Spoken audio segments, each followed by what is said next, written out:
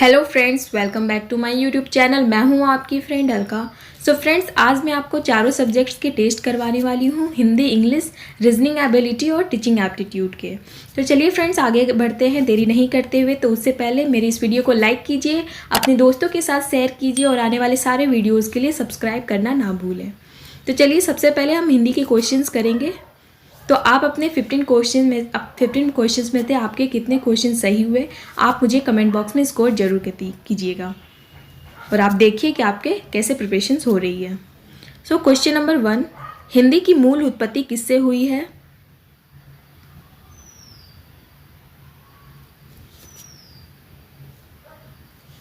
तो हिंदी की मूल उत्पत्ति शोरसेनी अपभ्रंश से हुई है।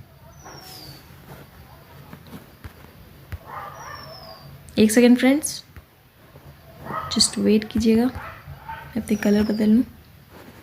ठीक है, तो शोरसेनी अपभ्रंश हुई है। क्वेश्चन नंबर 2, खेचर शब्द का पर्यायवाची निम्नलिखित में से कौन सा है? तो खेचर का पर्यायवाची शब्द बताना है।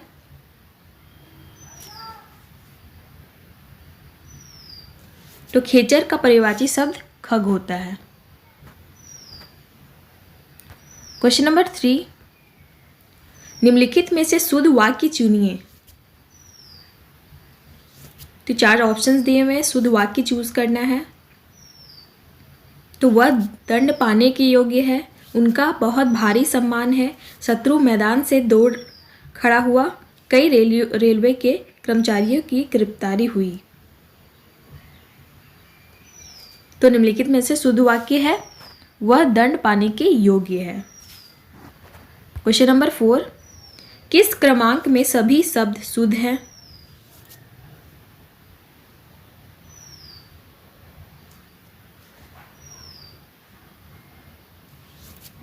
तो सही शब्द शुद्ध शब्द बताने हैं। तो शुद्ध शब्द क्या होगा? गृहस्थी दिवाली। क्वेश्चन नंबर 5, संस्कार शब्द में निम्नलिखित में से कौन सा उपसर्ग है? तो संस्कार शब्द में निम्नलिखित में से कौन सा उपसर्ग है? तो यह सम। तो यह व्यंजन संधि होता है, संस्कार सम प्लस कार, सम प्लस सकार। ठीक है। क्वेश्चन नंबर 6, मधुर विशेषण से बनी भाववाचक संज्ञा है। तो जो मधुर है, विशेषण से बनी भाववाचक संज्ञा को क्या कहेंगे? मधुर को तो उसे माधुर्य कहेंगे। क्वेश्चन नंबर 7, माँ बच्चे को पिला रही है में कौन सा कारक है?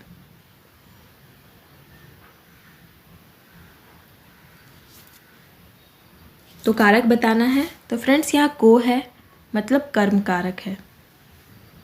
ठीक है। क्वेश्चन नंबर 8, कुरु शब्द में निम्नलिखित में से कौन सा प्रत्यय लगाने में कौरव शब्द बनेगा? औ, अ, औ, आव और रव।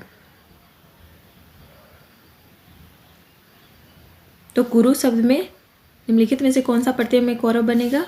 तो अ। गुरु में अ लगाने से कौरव बनेगा। क्वेश्चन नंबर 9, निम्नलिखित में से किस वाक्य में मुहावरे का सही प्रयोग हुआ है? तो तुमने तो कौवे की प्रशंसा में नाव बांध दी, मेरा यहाँ रहना तुम्हारे पेट में चूहे कूदना लगता है क्या, मौका चूक जाने पर बेचारा हाथ मलता रह गया, वह आग बिछाकर उससे लड़ने लगा। तो मुहावरे का सही प्रयोग किस वाक्य में हुआ है? तो मौका चूक जाने पर बेचारा हाथ मलता रह गया, तो ये सही मुहावरा है। क्वेश्चन नंबर 10, निम्नलिखित शब्दों में किस शब्द में द्वंद्व समास का प्रयोग हुआ है? तो द्वंद्व शब्द का प्रयोग हुआ है धनुर्बाण में। क्वेश्चन नंबर 11, किस वाक्य में अनिश्चयवाचक सर्वनाम है?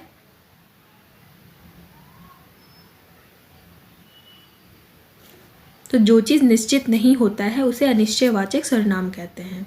तो इसमें कौन सा वाक्य अनिश्चयवाचक सर्वनाम का है? तो तुम कॉलेज कब जाओगे, ये अनिश्चित है। क्वेश्चन नंबर 12, उपकार के प्रति किया गया उपकार वाक्यांश के लिए शब्द उपयुक्त चुनिए। उपकार के प्रति किया गया उपकार को क्या कहेंगे? तो उपकार के प्रति किया गया उपकार को प्रत्युपकार कहा जाता है। क्वेश्चन नंबर 13, गौरव का विलोम शब्द कौन सा है? गौरव का विलोम शब्द लाघव। क्वेश्चन नंबर 14, उपयुक्त पंक्तियां किस भाषा में लिखी गई हैं? तो उपयुक्त पंक्तियां किस भाषा में लिखी गई हैं? तो वह अवधी भाषा में लिखी गई हैं। क्वेश्चन नंबर 15, इनमें से कौन भक्ति काल का कवि नहीं है? तो भक्ति काल का कवि कौन नहीं है? तो अमीर खुसरो जो भक्ति काल का कवि नहीं है, रसखान, नंददास और नाफावस ये भक्ति काल के कवि हैं। ओके फ्रेंड्स, तो हिंदी के 15 क्वेश्चंस कंप्लीट हो गए। तो आप कमेंट बॉक्स में अपने स्कोर बताना नहीं भूलिएगा। तो चलिए आगे बढ़ते हैं इंग्लिश की ओर। सो इंग्लिश के क्वेश्चन 1 में, she was in a state of anxiety when I meet her. तो फ्रेंड्स, एंजाइटी को मैं मार्क कर देती हूँ। इसमें एंजाइटी के एंटोनिम्स बताने हैं। तो she was in a state of dash when I meet her. तो एंजाइटी का एंटोनिम क्या होगा? रिलीफ। एंजाइटी मतलब काफ़ी चिंतित होना, परेशान रहना। रिलीफ मतलब आराम में रहना। Question number 2, the decision to stop firing across the border was a unilateral one. Unilateral का एंटोनिम बताना है।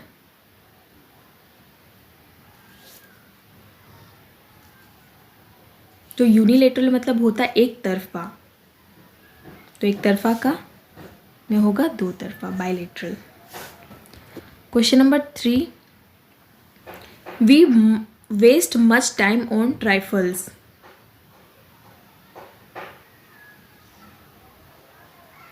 तो बताइए friends, much time was wasted on trifles. तो ये पैसिव और एक्टिव वॉइस का क्वेश्चन है। We must much time on trifles. Right answer क्या होगा? So option C, much time is wasted by us on trifles. Question number 4, you don't need to wind this watch.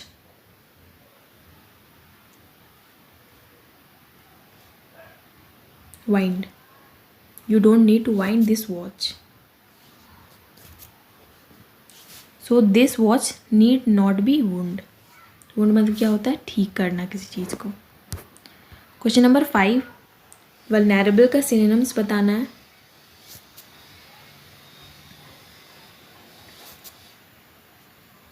तो vulnerable मतलब क्या होता है? Vulnerable मतलब होता है जो ईजिली हार्म्ड हो जाए, ईजिली अटैक्ड हो जाए, उसे क्या कहेंगे? वल्नरेबल। तो इसका सिनोनिम क्या होगा? Endangered. Question number 6, chest.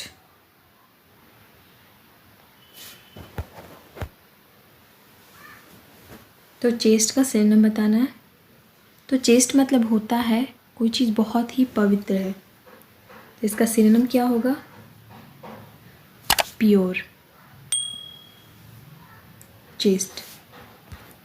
Question number 7, one who travels from place to place. One word substitution से itinerant, mendicant, journeyman and tramp. तो एक प्लेस से दूसरे प्लेस तक ट्रैवल करने वाले को क्या कहेंगे? तो इटिनेरेंट से कहा जाता है। Question number 8, one who is unable to read और राइट। तो रीड एंड राइट में अनेबल है, उसे क्या कहा जाएगा? Illiterate. One who is unable to read और राइट। चलिए फ्रेंड्स आगे बढ़ते हैं। स्मॉल फ्राई इडियम्स है, इसका मीनिंग बताना है। तो स्मॉल फ्राई का मीनिंग क्या होता है? पर्सन और thing of little importance.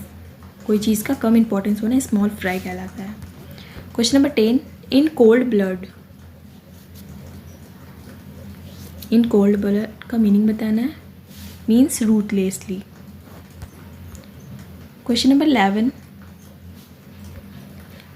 today's trends should be reconciled dash the way things are changing.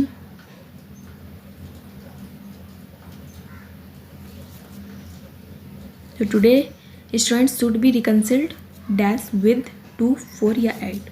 तो कौन सा प्रीपोजिशन सही होगा इसमें? So with। Today's trends should be reconciled with the way things are changing। Question number 12, Ramappa dash as the mayor of the town and he will assume charge this Friday। तो elected, elect का सही meaning बताना है, इसमें क्या आएगा? Elects, elected, is elected या electing. तो Ramappa is elected as the mayor of the town and he will assume charges Friday. उन्हें इलेक्ट किया गया है, उन्हें चूज किया गया है मेयर के लिए।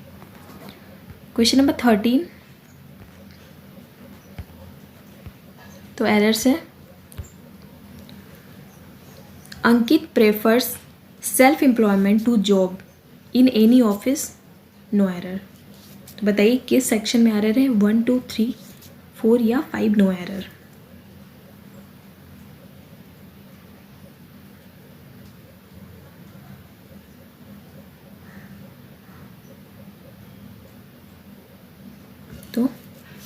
तो एरर है थर्ड सेक्शन में, क्योंकि जॉब एक सिंगुलर फॉर्म में है इसलिए इसके साथ ए का यूज होगा।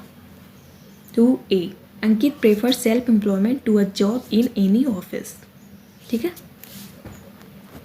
Question number 14, he is not rich so he can not afford to buy a expensive house, no error.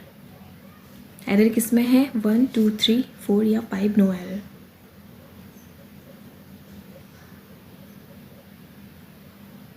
बताइए फ्रेंड्स। तो फ्रेंड्स एरर है पार्ट 4 में, बिकॉज एक्सपेंसिव एक वॉयल फॉर्म में है, एक्सपेंसिव, तो इसके साथ ए का यूज़ नहीं होता है, एन का यूज़ होता है।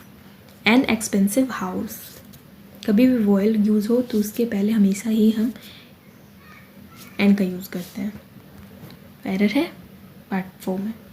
Question number 15, Disha is a best student in our class at present, no error. तो किस सेक्शन में एरर है?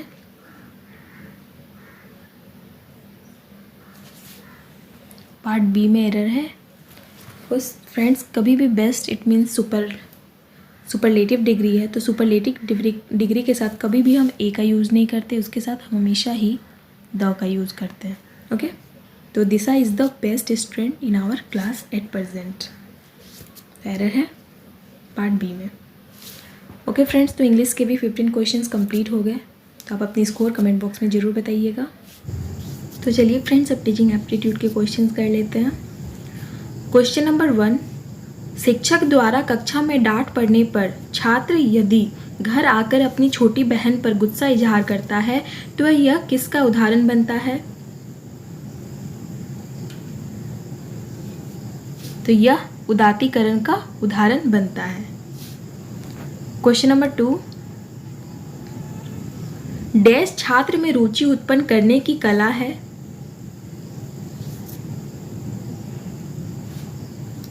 तो क्या जो छात्र में रुचि उत्पन्न करने की कला है? तो सहानुभूति छात्र में रुचि उत्पन्न करने की कला है। क्वेश्चन नंबर 3, छात्र पाठ्य वस्तु को न भूले, इसके लिए आप निम्नलिखित में से क्या करेंगे?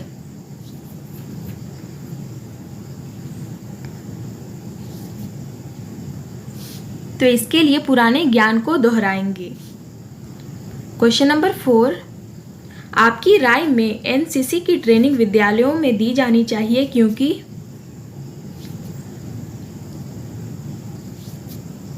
तो एनसीसी की जो ट्रेनिंग विद्यालय में दी जानी चाहिए क्योंकि इससे नौकरी मिलने में सहायता मिलती है।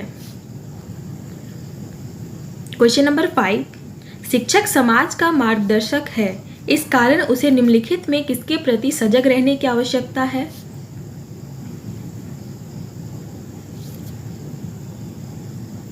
तो शिक्षक समाज का मार्गदर्शन होता है, इसलिए उसे समाज के आडंबरों के प्रति सजग रहने की आवश्यकता है। क्वेश्चन नंबर 6, किसी अध्यापक को कोई भी खेल खेलना नहीं आता है, इसे छात्र उसका मजाक उड़ाते हैं, इस संबंध में अध्यापक को क्या करना चाहिए?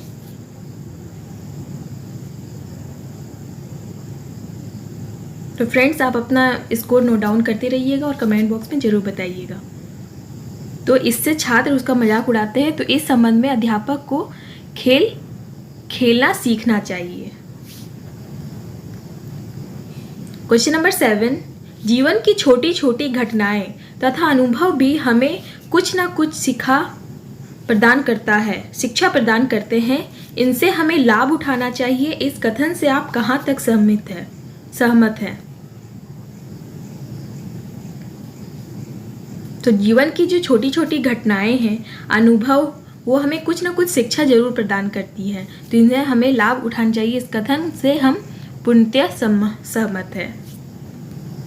क्वेश्चन नंबर 8, मूल्यांकन उपकरण को कहा जाता है?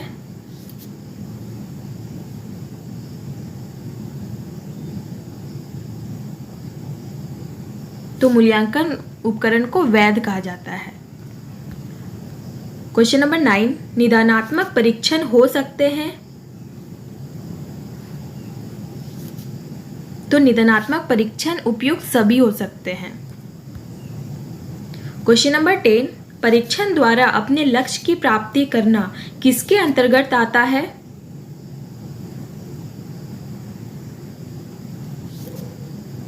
तो परीक्षण द्वारा अपने लक्ष्य की प्राप्ति करना व्यापकता के अंदर आता है।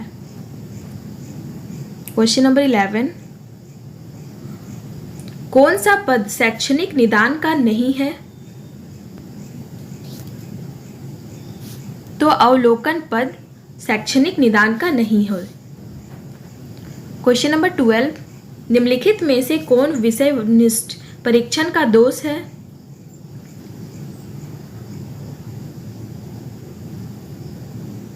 तो उत्तर का अनुमान लगाने की संभावना वस्तुनिष्ठ परीक्षण का दोष है। क्वेश्चन नंबर 13, साक्षात्कार किस उपकरण का उदाहरण है? तो साक्षात्कार स्वयं आख्या तकनीक उपकरण का उदाहरण है। क्वेश्चन नंबर 14, रोसा का मसी लक्ष्य परीक्षण उदाहरण है? तो रोसा का जो मसी लक्ष्य परीक्षण है, किसका उदाहरण है? प्रक्षेपीय तकनीक का ये उदाहरण है। क्वेश्चन नंबर 15, अनुसूची एक औपचारिक सूची, कैटलॉग अथवा सूचनाओं की सूची होती है, कथन किसका है? तो ये कथन वेबस्टर द्वारा कहा गया है। क्वेश्चन नंबर 16, बाल अंतर्बोध परीक्षण उदाहरण है? तो बाल अंतर्बोध परीक्षण रचना तकनीक का उदाहरण है।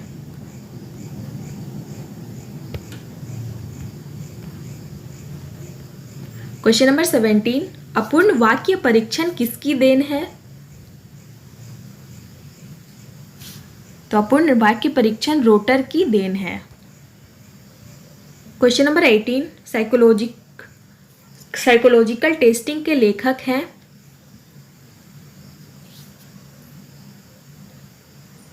तो साइकोलॉजिकल टेस्टिंग के लेखक है अनस्तसी। क्वेश्चन नंबर 19, निम्नलिखित में से कौन परीक्षण नहीं है? तो प्रेक्षण परीक्षण नहीं है।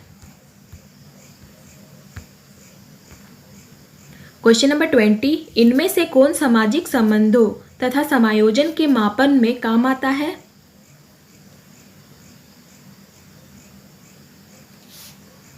तो समाजमितीय तकनीक जो सामाजिक संबंधों तथा समायोजन के मापन में काम आता है।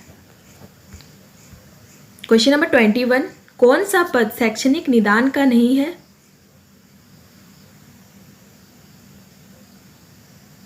तो अवलोकन शैक्षणिक निदान का नहीं है। क्वेश्चन नंबर 22, निम्न में से किस अवस्था में बच्चे अपने समान समूह के सक्रिय सदस्य हो जाते हैं?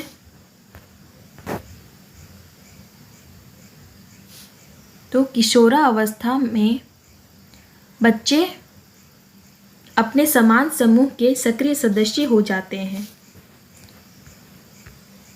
क्वेश्चन नंबर 23, शिक्षक के कक्षा में व्यवहार के मूल्यांकन का सबसे बेहतर तरीका है?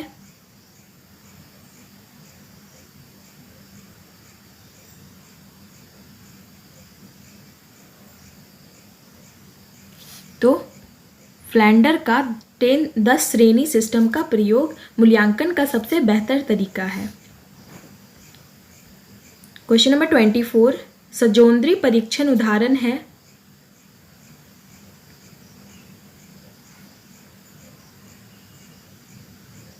तो सजोंद्री परीक्षण उदाहरण है क्रम तकनीक का। क्वेश्चन नंबर 25, यह अभिलेख छात्रों के शैक्षिक विकास से संबंधित महत्वपूर्ण तथा सार्थक घटनाओं का वस्तुनिष्ठ प्रस्तुतिकरण है?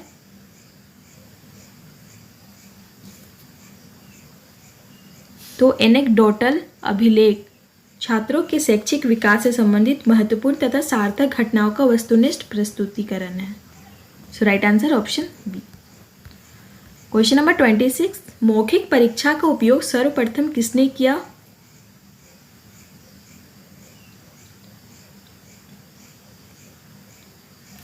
तो ग्लेडाइडस द्वारा मौखिक परीक्षा का उपयोग किया गया।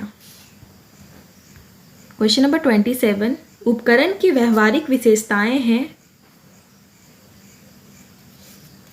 तो उपकरण की व्यवहारिक विशेषताएं उपयोग सभी, व्यापकता, सुगमता और सर्वमान्यता उपयोग सभी उपकरण की व्यवहारिक विशेषताएं हैं।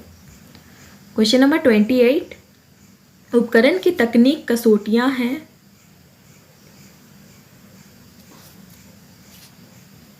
तो मानकीकरण उपकरण की तकनीक कसौटियां हैं। क्वेश्चन नंबर 29, उत्तम परीक्षण के मुख्य गुण हैं? तो उत्तम परीक्षण के मुख्य गुण वस्तुनिष्ठता, वैधता और विश्वसनीयता उपयुक्त सभी हैं। क्वेश्चन नंबर 30, जब परीक्षण में बार बार एक जैसा ही परिणाम आए तो उसे क्या कहते हैं? तो उसे विश्वसनीयता कहते हैं। ओके फ्रेंड्स, तो 30 क्वेश्चंस कंप्लीट हो गए टीचिंग एप्टीट्यूड के। तो चलिए रीजनिंग की ओर बढ़ते हैं। सो क्वेश्चन नंबर 1, उस विकल्प का चयन कीजिए जिसमें शब्द वही संबंध साझा करते हैं जो दिए गए शब्दों के युग्म में द्वारा साझा किए गए हैं। तो मुद्रा शास्त्र, सिक्के। तो मुद्रा शास्त्र सिक्के से संबंधित है, उसी प्रकार ABCD में कौन सा किससे संबंधित है? सही संबंधित संबंध चूज कीजिए। तो जिस तरह मुद्रा शास्त्र सिक्के से संबंधित है, उसी तरह मानव शास्त्र मनुष्य से संबंधित है। मानव शास्त्र में मनुष्य के गुणों का विशेषता किया जाता है। क्वेश्चन नंबर 2, उस विकल्प का चयन कीजिए जो तीसरी संख्या से उसी प्रकार संबंधित है जिस प्रकार दूसरी संख्या पहले संख्या से संबंधित है। तो 8 का संबंध 69 से है, तो 7 का संबंध किससे होगा? A, B, C या D? तो फ्रेंड्स आप भी पेपर लेकर सॉल्व कीजिएगा।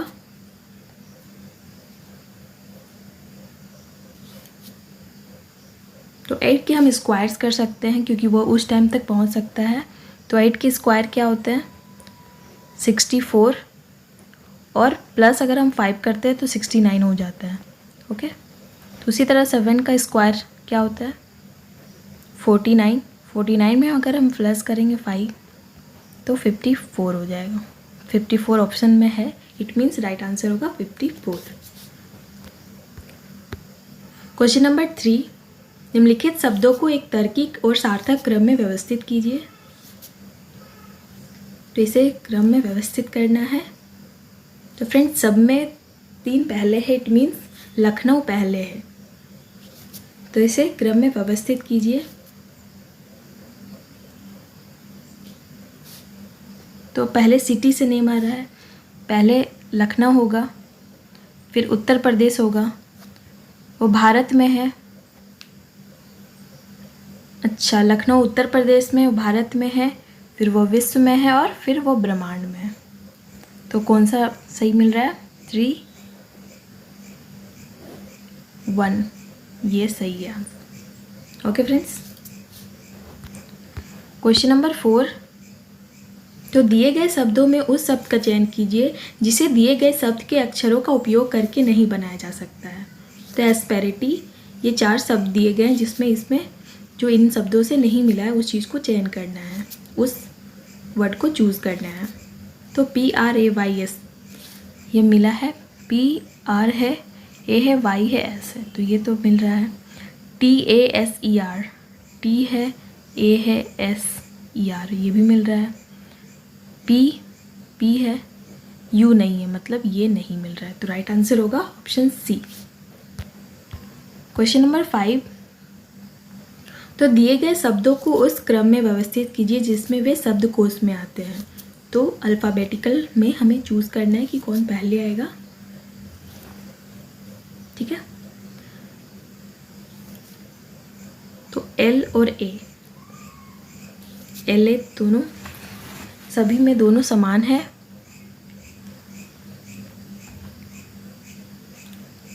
ठीक है, LA तो क्या है उसके बाद अल्फ़ाबेटिकल ऑर्डर में? तो C है, तो मतलब पहले 1 आएगा, फिर क्या आ गया?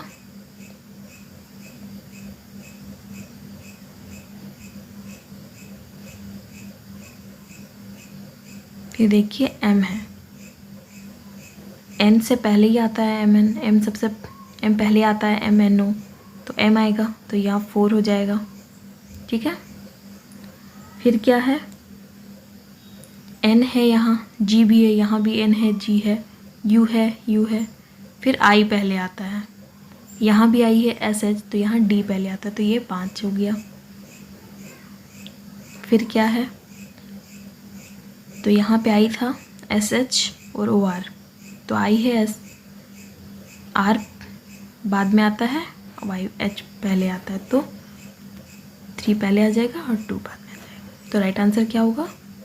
1, 2, 5 और 3 और 2, तो ऑप्शन C। Question number 6। यदि शब्द एडमिनिस्ट्रेशन के अक्षरों में से A को B लिखा जाए, B को C को लिखा जाए और इसी तरह आगे भी, तो निम्नलिखित में से कौन सा अक्षर दाएं से तीसरे अक्षर के बाएं दूसरा है? तो फ्रेंड्स, जैसा कि बताया गया है कि A को B लिखना है, B को C लिखना है, मतलब हर एक वर्ड में +1 करना है। तो बताना है कि दाएं से तीसरे अक्षर के बाएं दूसरा क्या होगा। तो पहला है कि दाएं और बाएं का अगर ऐसा आता है, दाएं और बाएं, दाएं से तीसरा अक्षर के बाएं दूसरा है तो इसे प्लस कर देना चाहिए। मतलब जो तीसरा है और दूसरा, इसे प्लस करेंगे, कितना आएगा? 5। और जो जिसमें बड़ा रहता है, बड़ा किस में है? तो दाएं, तो दाएं से हमें गिनना है। ठीक है, दाएं से हमें गिनना है, तो ये दायां हो गया। तो ये 5 है, तो हम पूरी तरीके से लिखेंगे नहीं AB को, तो हम 5 लिखेंगे और जो होगा उसमें प्लस कर देंगे।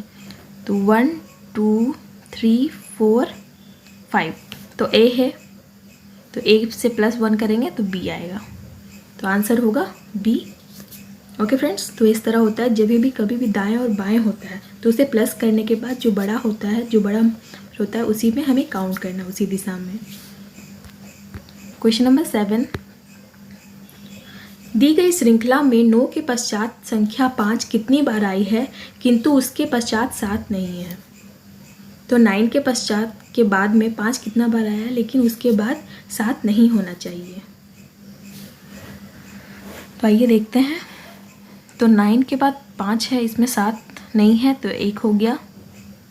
9 के बाद 5 है लेकिन 7 है, तो इसमें नहीं होगा। 9 के बाद 5 है, 1 है, 2 हो गया, और एक 9 के बाद 5 है, 3 हो गया, और 9 के बाद कहीं भी 5 नहीं है, तो 3 इज़ द राइट आंसर। तो 3 ऐसे अंक है जिसके पश्चात 5 है और लेकिन 7 नहीं है। क्वेश्चन नंबर 8, अंकों को बेजोड़ योग ज्ञात कीजिए। तो हमें इसमें एक ओड चूज़ करना है, तो कैसे क्या होगा?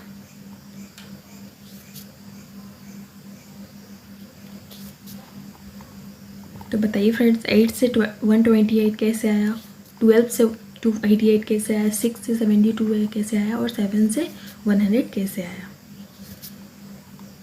तो फ्रेंड्स, अगर 8 का स्क्वायर करते हैं तो 64 आएगा, और 64 में 64 प्लस करते हैं तो 128 आता है। उसी तरह 12 के स्क्वायर को 144 कहते हैं, और 144 में अगर हम 144 स्क्वायर प्लस करेंगे तो 288 आएगा। उसी तरह 36 होता है स्क्वायर, और उसमें 36 प्लस करते हैं 22 आएगा। लेकिन 7 होता है 49, और 49 को करेंगे तो कितना आता है 98।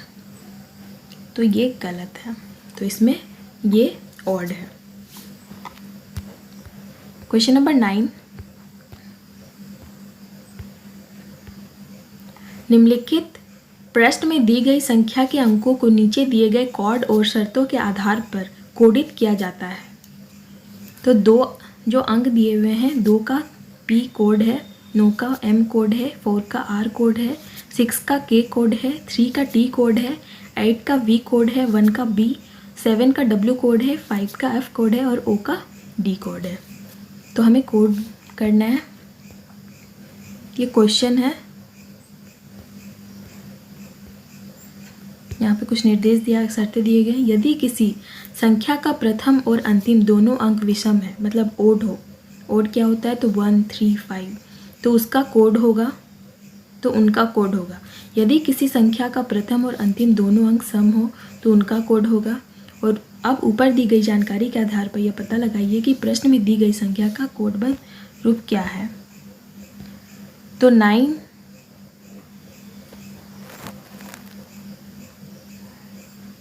तो शर्तें यही था फ्रेंड्स।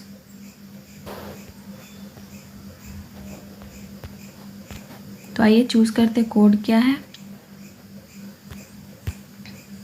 तो 9 का कोड क्या है, M, 3 का कोड क्या है, T, 8 का कोड क्या है, V, 7 का कोड क्या है, W, 5 का कोड क्या है, F, और 2 का कोड क्या है, P। तो राइट आंसर कौन सा होगा, M, T, V, W, F, P। तो 4 is the right answer. Question number 10, syllogism का क्वेश्चन है। कथन है, सभी बेंच वृक्ष है, सभी वृक्ष फल है, सभी फूल फल हैं। तो राइट आंसर क्या होगा? तो आइए देखते हैं, सॉल्व करते हैं। सभी जो बेंच है वह वृक्ष है, इट मीन्स ट्री है। सभी ट्री फूल हैं, सभी फूल फल हैं, तो फ्रूट का ही हो जाएगा। सभी फल बेंच है, तो सभी फल बेंच नहीं है, ठीक है। सभी वृक्ष फल है, तो ये सही हो जाएगा। कुछ फल फूल है, सही हो जाएगा। और कुछ फूल बेंच है, तो सही हो जाएगा। तो राइट आंसर होगा ऑप्शन 2। केवल 2, 3 और 4 अनुसरण करते हैं। ओके। क्वेश्चन नंबर 11, नीचे दिए गए अक्षर अनुक्रम में आगे क्या होगा? तो हमें बताना है कि आगे क्या होगा।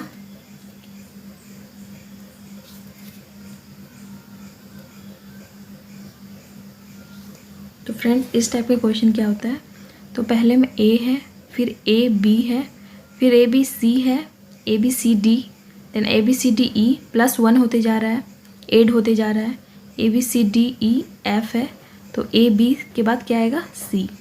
तो राइट आंसर होगा ऑप्शन 4 C। क्वेश्चन नंबर 12, निम्नलिखित 5 में से 4 किसी प्रकार से समान है और उनका एक समूह बनता है, वह एक कौन सा है जो इस समूह में नहीं आता है?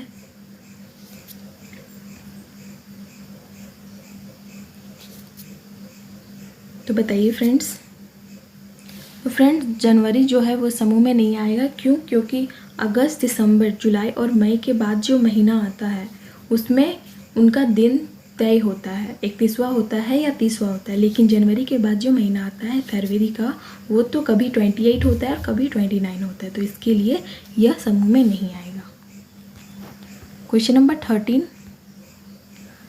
दिए गए विकल्पों में से संबंधित सब अक्षर संख्या को चुनिए। प्रश्न, चुग, रेलगाड़ी, धमाका, क्वेश्चन मार्क।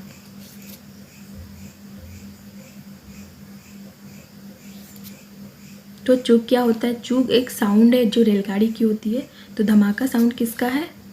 द्वार का। क्वेश्चन नंबर 14,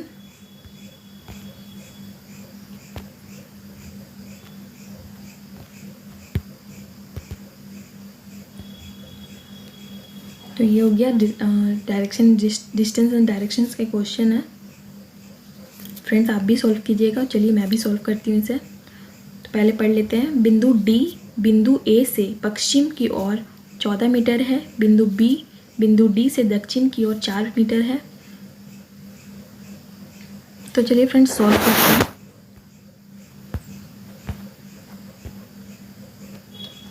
बिंदु डी जो है बिंदु ए से पश्चिम की ओर है। तो ए से है तो ये यहाँ हो जाएगा। ए से डी जो है पश्चिम की ओर है। तो मैं पहले डायरेक्शन बता देती हूँ। ये होता है उत्तर, दक्षिण, पूरब, पश्चिम। ठीक है। तो ये हो गया पश्चिम की ओर है 14 किलोमीटर। बिंदु बी बिंदु डी से दक्षिण की ओर है। तो बिंदु डी से है और 4 किलोमीटर है बिंदु बी।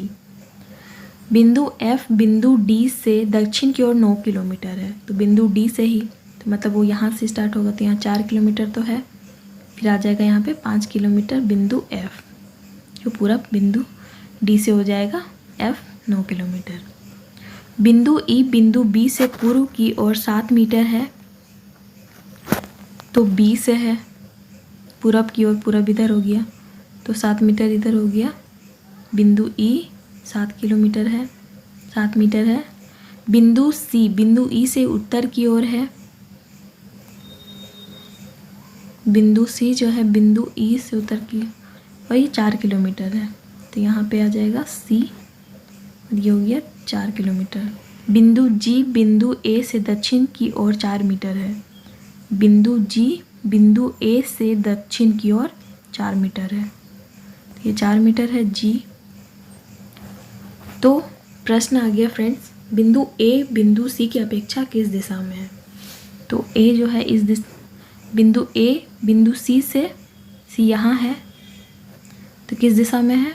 तो यह पूरब की ओर है, तो यह पूरब दिशा में है। Okay. Question number 15,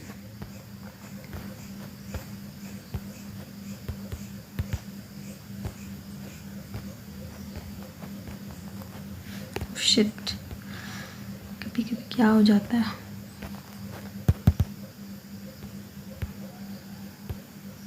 question number 15, निर्देश निम्नलिखित प्रश्न में हज, @ डॉलर और एवं इसी क्या कहते हैं परसेंटेज प्रतीकों को निम्नलिखित अर्थ में प्रयुक्त किया गया है। तो P हज Q का अर्थ है P Q से न तो बड़ा है और ना ही समान है। एक तरफ से इनइक्वालिटी का क्वेश्चन हो गया ये।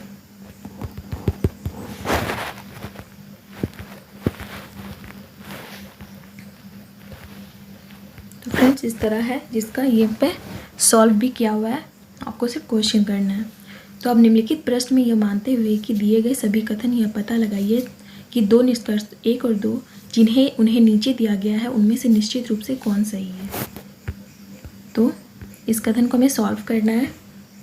D@K, तो @ का मतलब क्या है कि समान है।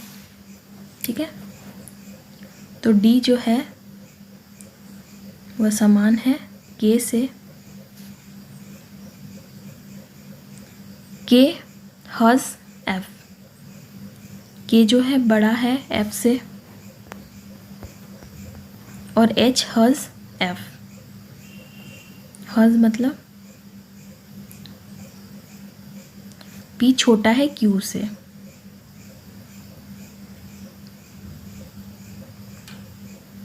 तो एच छोटा है एफ से,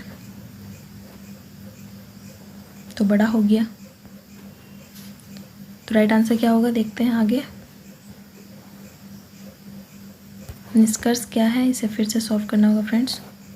क्या था, d इक्वल टू के बड़ा था f से और f बड़ा था h से। तो h हज d, हज क्या है, तो हज है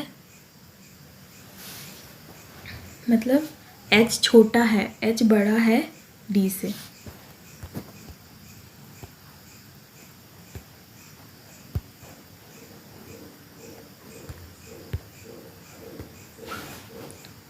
d इक्वल टू के, ठीक है। तो h हज d, h हज d मतलब क्या हो गया, h छोटा है d से, तो h छोटा है d से, ये सही है एकदम। d c, तो मतलब d बड़ा है f से, d बड़ा है f से, ये भी सही है। तो दोनों अनुसरण करता है। ओके फ्रेंड्स, तो बहुत सारे क्वेश्चन में ये आपको सॉल्व नहीं होगा।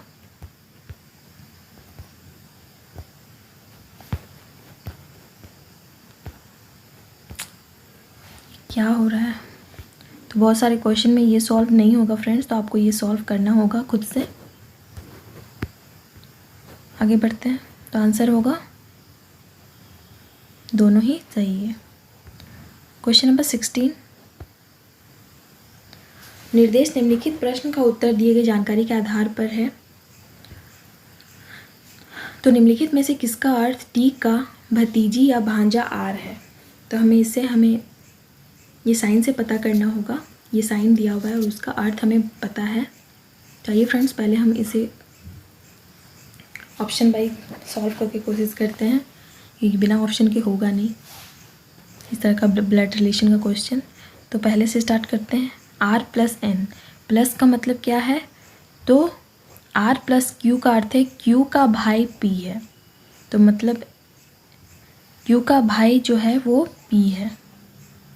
तो आर एन का भाई आर है, तो आर एन का भाई हो गया।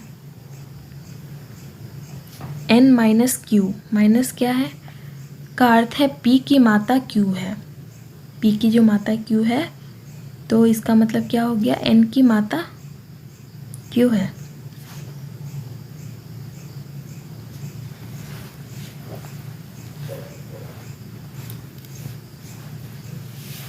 पी की माता क्यू है, एन माइनस क्यू हो गया, तो एन की माता क्यू है, माता है क्यू है। और क्यू इंटू टी, इंटू का अर्थ है मतलब क्यू की बहन पी है, तो टी की बहन क्यू है, टी की जो बहन है वह क्यू है। ये किससे रिलेटेड है, तो फ्रेंड्स टी और आर भतीजा या भांजा, तो इसका बेटा हुआ, तो ये भी तो इसका बेटा हुआ, तो भतीजा टी का तो यही हो गया। तो राइट आंसर यही होगा, 1 में ही मिल गया। कभी कभी हमें दूसरा तीसरा सॉल्व करना पड़ता है जिससे हमें मिलता है। ओके, आगे बढ़ते हैं क्वेश्चन नंबर 17 की ओर। किसी घन के एक मुख पर लाल तथा उसके विपरीत मुख नीला रंग किया गया, एक मुख पर पीला रंग तथा नीले रंग के मुख के संलग्न मुख पर हरा रंग किया गया, दूसरे दो मुखों को बिना रंग के छोड़ दिया गया। इसके पश्चात उस घन के बराबर आकाश के 125 छोटे घन काटे गए। अब प्रश्न का उत्तर उपरोक्त कथन के आधार पर दीजिए। तो कितने घनों के एक मुख का लाल रंग है तथा बाकी मुख बिना रंग के हैं। तो फ्रेंड्स घन क्या हो गया, क्यूब हो गया।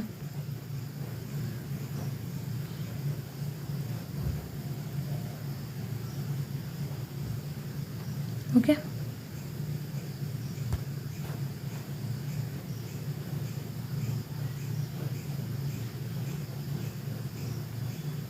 ये घन हो गया, आई थिंक ये गलत है।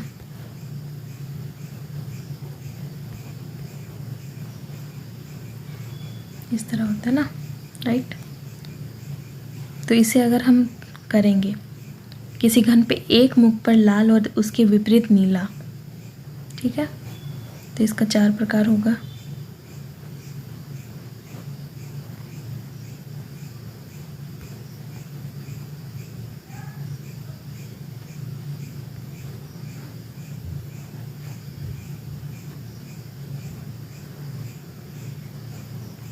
ठीक है, जिसमें एक मुख पर लाल होगा,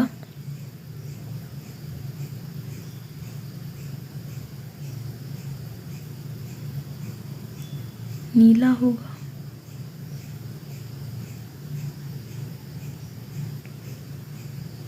पता नहीं, एक मुख पर पीला होगा और तथा नीले रंग के मुख के संग मुख पर हरा होगा। तो दूसरे 2 मुख रंग के छोड़े गए।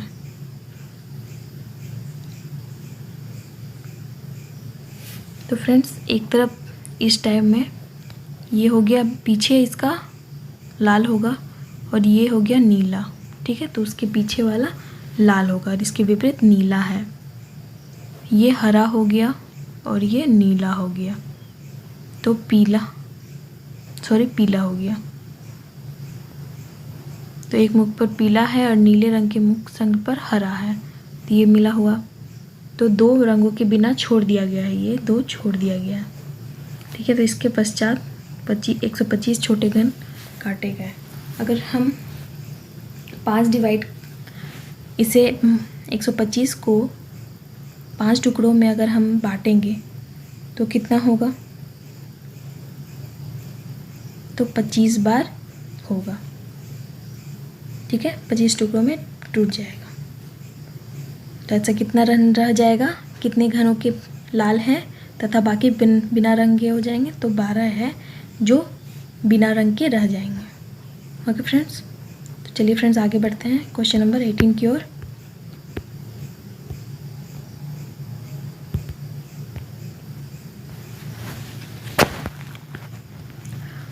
तो गो कोड भाषा में कैसे लिखा गया है, हमें गो कोड का बताना है। उस कोड भाषा में यू में गो को पिट जा हो लिखा जाता है।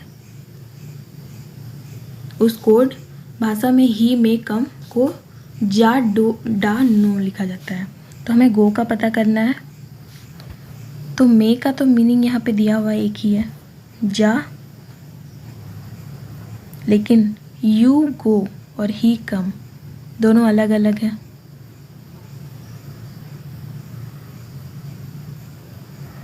यदि केवल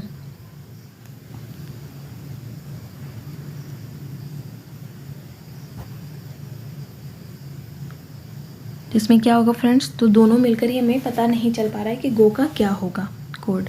तो राइट आंसर होगा ऑप्शन 4, यदि दोनों कथनों में 1 2 दी गई है जानकारी मिलकर प्रश्न का उत्तर देने के लिए पर्याप्त नहीं है।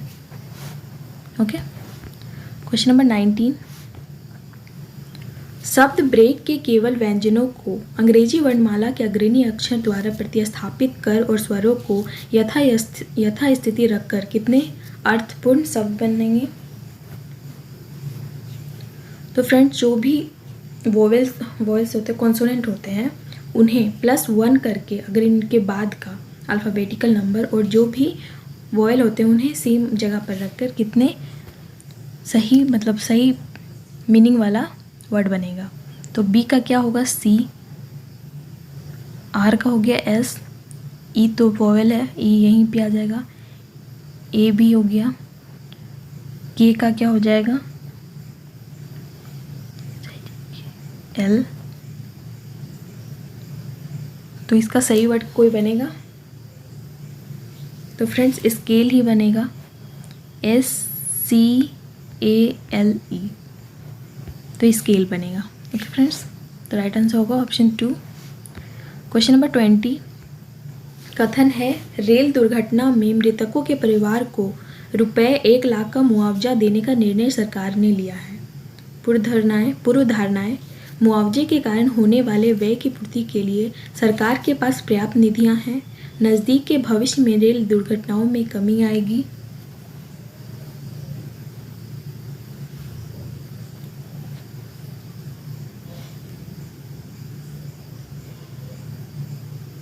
तो सही क्या है?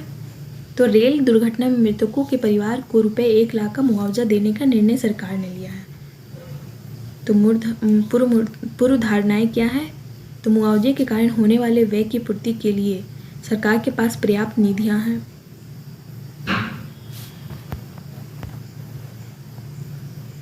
तो आंसर होगा ऑप्शन 4। अगर ना ही पूर्वाधारणा वन और ना ही अंतर्निहित है। ठीक है, तो यह मुआवजा देने का निर्णय लिया गया है, लेकिन यहाँ पे अलग अलग बातें की गई हैं, पूर्व धारणाएं की गई हैं, जो दोनों ही सही नहीं है। क्वेश्चन नंबर 21, सरकार ने हाल ही में गैर सहायता प्राप्त संस्थाओं द्वारा चलाए जाने वाले प्रोफेशनल कोर्सों की फीस नियत कर दी है, जो पिछले साल लगाई जाने वाली फीस से काफ़ी कम है। आकांक्षी छात्रों के माता पिता ने पिछले साल गैर सहायता प्राप्त संस्थाओं द्वारा लगाई जाने वाली ऊंची फीस के विरोध में गंभीर आंदोलन छेड़ा था।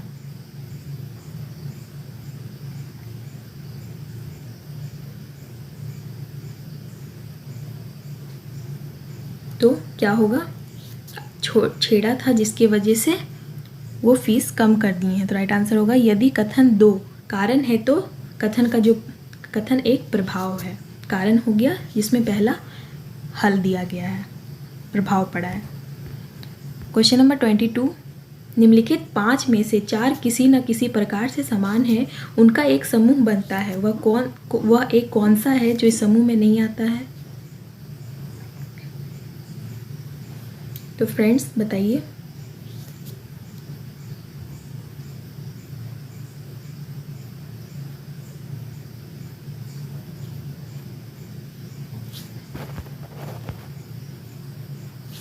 तो 257 फ्रेंड्स, 143, 63, 195 और 15 वो डिविजिबल है, लेकिन 257 किसी से भी डिविजिबल नहीं है, इसके वजह से ये समूह में नहीं आता है।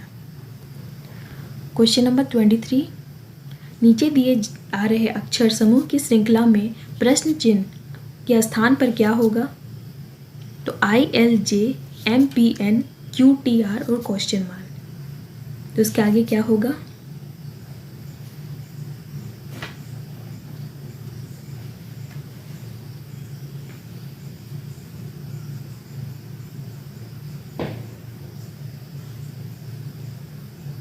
तो फ्रेंड्स, I से अगर हम I9 में है +3 करते हैं तो 12 हो जाएगा। तो 12 में क्या आएगा?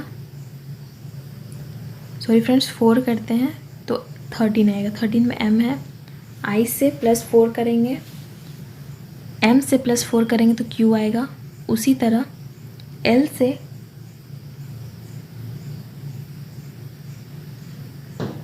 +4 करेंगे तो P आएगा, और P से +4 करेंगे तो T आएगा। तो Q से +4 करते हैं तो क्या आएगा? तो U आएगा। ठीक है, T से +4 करेंगे तो X आएगा, और R से +4 करेंगे तो P आएगा।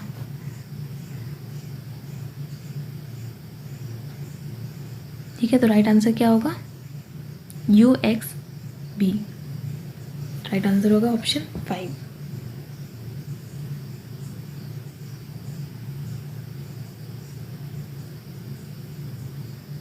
ठीक है फ्रेंड्स, तो 8 से अगर +4 करते हैं तो भी आता है। तो राइट आंसर होगा ऑप्शन 5।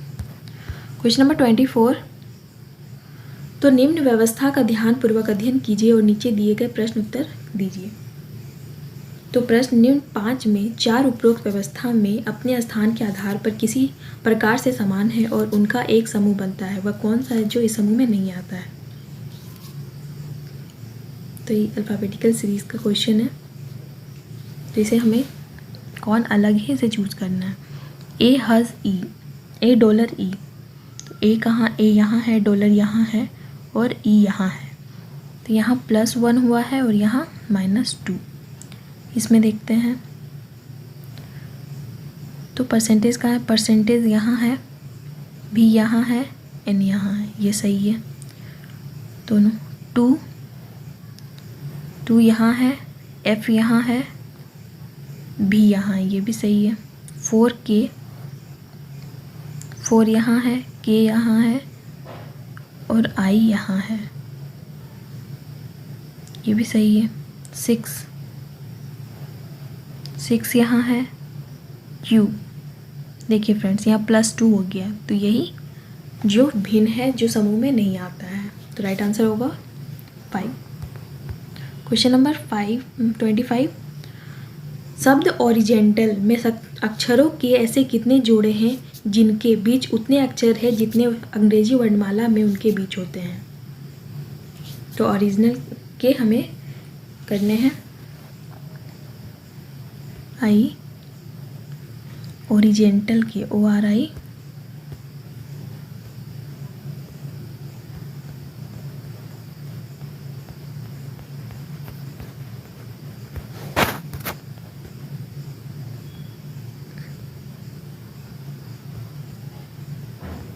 ओरिएंटल,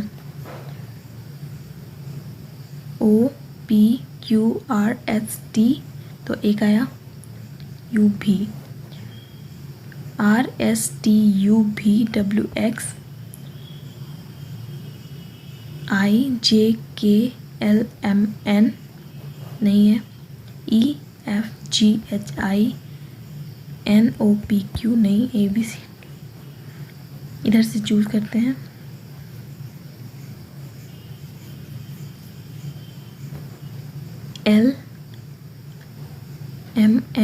LMNOPQR 2 हुआ, ABCDEFG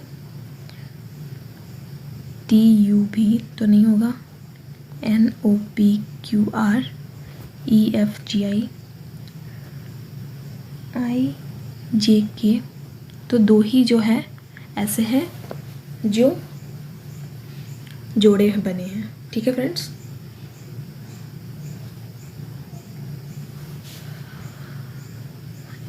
ओके फ्रेंड्स, तो ये 25 क्वेश्चंस कंप्लीट हो गए रीजनिंग के भी। तो आप अपनी स्कोर कमेंट बॉक्स में ज़रूर बताइएगा।